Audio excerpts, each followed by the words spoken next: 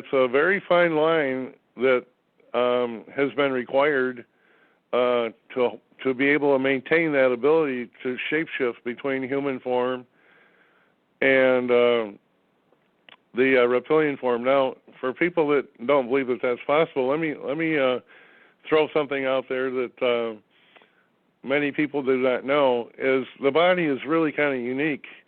As an example, a lot of people think that, like, if you have a little kid and he grows up and he's maybe, you know, he might be 19 inches tall, and then he grows up to be 2 feet tall and everything. A lot of people believe that babies grow, you know, maybe an eighth of an inch, you know, a week or something, systematically grow. But if you talk to any good doctor that deals with young kids, and even parents, there's a lot of parents out there that are pulling their hair out because their kids, they just went out and bought a brand new pair of shoes for a kid, and then the next morning the kid wakes up and the shoes don't fit because the kid grew 2 inches overnight. The human body is a lot different than you think it is. Al Biolek, who was one of the two brothers that were on the Philadelphia experiment, after the aliens got done dealing with them in the Philadelphia experiment, the reptilians came in and they took their full size, they were like in their 40s or 50s, and they regressed them back into childhood, to where they were just a little baby. They took their full adult form and regressed them right back into infant stage, and then they gave them a brand new birth certificate and said they were born around 1950. And that was Al Biolek. I've talked to him. My brother Mike has had many conversations with him. So these are really things that the reptilians are capable of doing. And so shapeshifting from human form into reptilian form back and forth is just nothing to them. It's absolutely nothing. And it's just like a chameleon. A chameleon can change color to meet the circumstances. Well, the reptilians can change back and forth like that also. However, you know what you're talking about, Val. Well, you know, how do they keep from inadvertently shifting when they're not supposed to? Well, that is a problem. You know, they've had a problem in recent times of losing that ability, and so my friend that was employed by the CIA. She had diplomatic immunity, and she would travel widely, and excuse me, and she would wind up traveling with a lot of these shapeshift. I mean, she never told me at the time, but she would wind up traveling with these shape-shifting reptilians, these bluebloods, and even though they could travel from country to country under diplomatic immunity, they had what they called the diplomatic suitcase or briefcase, attaché case that they would carry with them. And in these attaché cases, they kept vials of human blood that was taken from humans under certain conditions, like panic states or whatever. And if these shape-shifting reptilians were out in public and they started losing their ability to maintain their human form, they would quickly go in a dark room somewhere, and they'd ingest a vial of this human blood, and they would instantly have their control back, that they would be able to maintain their human form. As a matter of fact, this we just found out, a few weeks ago, or, well, probably a couple of months now, this list of who are the highest level blue bloods is recorded at the highest levels of the Vatican, and the movie actor Tom Cruise donates millions of dollars every year to the Vatican to help maintain the finances necessary to maintain that list of the true blue bloods. And in England, Princess Diana, her family was part of the, Princess Diana had the proper genes to maintain the balance between human and reptilian form, and the reptilians, like the Queen, they ordered the royal family to marry Princess Di because they were losing their ability to maintain human form. So they had to have children born from Princess Di in order to keep the balance between the human and reptilian form when it came to controlling their ability to shapeshift and keep their human form when they so desired. They were losing the ability to keep their human form. And after Princess Di provided the children, then they murdered her. They sacrificed her in a temple of Diana, and that's a long story. David Icke has a really good book that explains all that in detail. He has all the facts and circumstances surrounding that. But yeah, Val, that's a very good question. And so these blue bloods go out in society. They live among the humans. Most humans think that they're just fellow human beings, but they're not. They're shape-shifting reptilians. But one of the characteristics of these shape-shifting reptilians is they're usually really nasty. You know, they're the kind of people that would frown at you and growl at you, and if you didn't do something just exactly that they want, if you didn't do things properly, they would either fire you. If you're in the military, they'd shoot you, or there's no telling what they would do. But it's a very high level of control over human beings. I don't know, does that help answer part of your question? Yeah, that's a lot. That's a lot of information. I didn't know that Diana was like part reptilian. Is that what you said? Well, she had the proper. Yeah, Princess Di was not reptilian. She was not. As a matter of, but her family, the reptilians, not only have their blue blood family, but they also have a bunch of beings that they actually create in test tubes. And they're like test tube babies. I'm not sure if Princess Di was one of the test tube babies, but they keep them on the side, and they're pure humans. They are a pure human being, and they use them to interbreed with the reptilians to maintain the balance that is needed to maintain the ability to switch into human form. So they need a pure human to mate with the reptilians in order to have that balance. And that's where Princess Di came in. Got it. And these reptilians, do they actually know that they're reptilian, and what's their mission? Why are they here? What are they doing?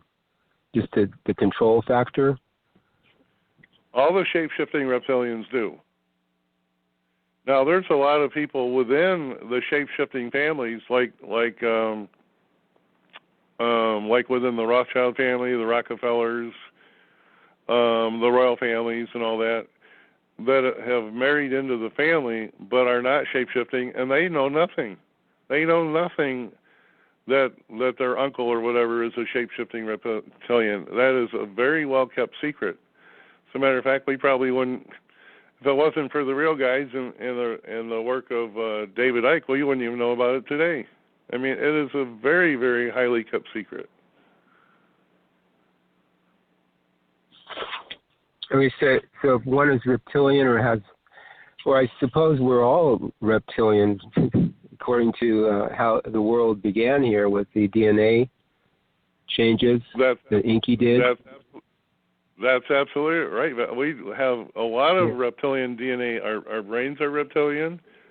A lot of babies are born with tails in the hospitals, where the reptilian doctors they have special doctors that are Johnny on the spot that will come in and cut the tails off. Over in Africa, I understand that where they don't have doctors and they have kids born over there, they have kids that are actually wandering around with their tails that were never cut off at birth. And so, yeah, that's a reptilian characteristic. So, yeah, we definitely have these reptilian characteristics. Okay, I'll go on with somebody else, but thanks. That really explains a lot, Bob. Thank you. It's cool. Mm-hmm. Yeah, Claudia or anybody else? Claudia, you still on? She may have had to leave. Anybody else would like to add anything to this?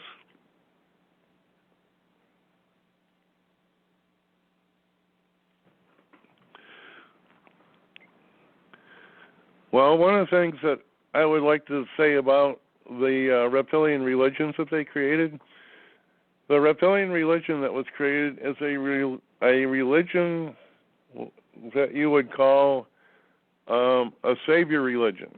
And what happened in the early days when they set up the religion, and if you were a good guy and you would obey the rules of the reptilians, they wouldn't eat you. Well, they also set up another lie, and that was, well, don't worry, if you live long enough, we're going to send a savior to come back and free you from all this stuff. Of course, human beings didn't know it was reptilians operating behind the scenes. Probably a lot like many of us didn't know reptilians were operating behind the scenes until the real guides came in and started waking us up to this fact. But you have this savior religion, and the savior religions have been around for thousands of years. And in the Christian religion, of course, Jesus is the savior that's supposed to come back and get rid of all the evil and turn planet Earth into a paradise where you live for the rest of eternity, ruling with Jesus on the planet. Now, I'm not sure if everybody's at the same par, how you would be ruling on planet Earth with Jesus. Who are you ruling over if everybody's on the same level? But let me, one thing that really kind of, I was reading more in David Icke's book, and I came across something that I found extremely alarming, and I wanted to share this with people, and that is the press has been bringing out a bunch of stuff that well, maybe not directly in the press, but it's especially in the alternative media, not the mainstream press, but the alternative media. For any of the people that are Christians and believe strongly in the religion and their God, and their God's going to save them, and they're, if they die, they're going to, like the Islam religion teaches that if you're a good Muslim and you blow up and kill a bunch of people with a bomb, you're going to go to heaven and live forever with 50 virgins or whatever. Well, anyway, the alternative media has pretty much kind of turned into a religion by itself. And what they do is you have all these people that paint a picture of good, bad, and, like I said, the ugly. They even made a movie called The Good, Bad, and the Ugly.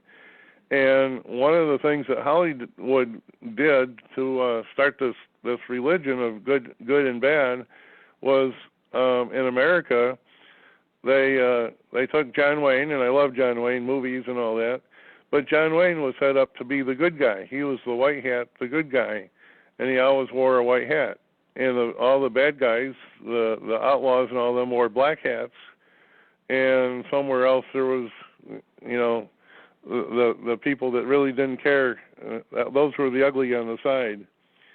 And for those people that think that the United States is the most wonderful place on the planet, and maybe it is, but let me read something that David Icke wrote about this alternative media and how people that blind followers of Christianity and all religions have been had. And he goes on to say that remember that the eagle, which patriots, American patriots look to as the symbol of God's own country, America is God's own country, the symbol of the eagle is really a phoenix, a symbol used by secret societies and satanic groups for thousands of years. The stars on the American flag are satanic pentagrams, as are those on the flags of the European Union. The founding fathers who framed the U.S. Constitution were absolutely dominated by Freemasons, answering ultimately to the Mother Lodge in London, and another American hero of the time, Benjamin Franklin, who was a practicing Satanist and close friend and associate of the very British establishment from which the fathers, quote-unquote, were seeking freedom. It was a sleight of hand to replace overt control of the United States by a foreign power with covert control. We're still being ruled by England, but now it's not as overt as it used to be. We're told we're free, but we're not any freer than we were under the colonies and British rule. Now, when I talk about the good guys and bad guys, There's a guy named Fulford who is on the alternative media, and he talks about this white dragon society, you know, the white guys and the bad guys and all that. He says the white dragons are the good guys, the good bloodlines, and the secret societies they are not bad guys. They're the good guy Illuminati, the good guy reptilians, and so you have a creation of another religion of another savior, and Trump is a big part of that new religion. I'll call it a religion, where you have a president that's going to save the United States, just like Jesus is going to save the world. And as Duane has pointed out many times, these guys are knuckleheads. They're not going to solve any problems. What they do is they match the White Dragon Society against the Black Dragon Society. Who are the Black Dragons? Oh, obviously black is evil, and they're not good. So, but if you follow the White Dragons or the white ones, you're going to be okay. Now, what's interesting, David Icke goes on to point out that all these societies, whether they're white dragons or black dragons, it doesn't matter. They all follow the highest level reptilians, and they're gonna do you in. Well, we're running out of time today, and I want to thank everybody for joining our show today. And I want to end the show by reminding everybody to sing "New You, You, You," and that is it's sung like "New You, You, You," and you can do that out loud. You can do it to yourself silently, so you're not disturbing anybody. And by doing so, if you do it 20 minutes in the morning, 20 minutes at night, you will make contact with the real guides that will show you the truth of everything that we're saying on this program. So I'd like to end the show, and since we are running out of time, I would like everybody to join me to close the show by singing "New You, You." So everybody, if you're all ready, any last comments by anybody before we close the show today? Nope. Thanks, Bob. Thanks. Good show. And thank you, everybody, for joining. Okay, so everybody, on the count of three, everybody sing "New You, You" together. Okay, 1, 2, 3. New You, You, New You.